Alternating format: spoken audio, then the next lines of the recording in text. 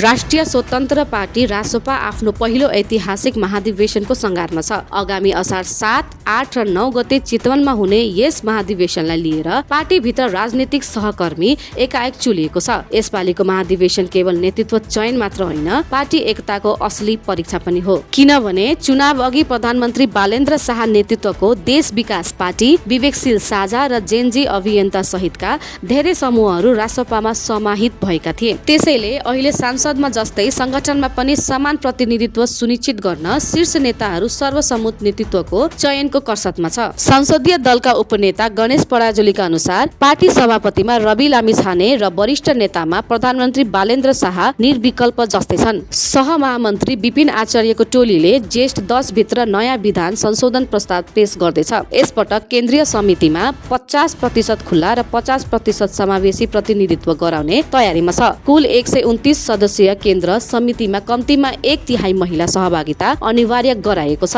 भने चुनाव 2 चरणमा हुनेछ। पहिलो सभापति र सदस्य, त्यसपछि पदाधिकारी। परम्परागत दलहरूमा महाधिवेशन भनेकै गुटबन्दी र आन्तरिक कलहहरूको आखडा बन्ने गरेको नेपाल राजनीतिमा तीतो यथार्थ छ। नयाँ शक्तिको रूपमा उदाएको रासोपाका लागि यो महाधिवेशन आन्तरिक लोकतन्त्र बलियो बनाउने र इगो भन्दा माथि उठेर देश निर्माणको एजेन्डामा बाँधिने ठूलो अवसर हो। पुरानै प्रवृत्ति दोहोरिएला कि नयाँ राजनीति संस्कार देख्न पाइएला, त्यो भने असार 7 ले नै तय गर्नेछ।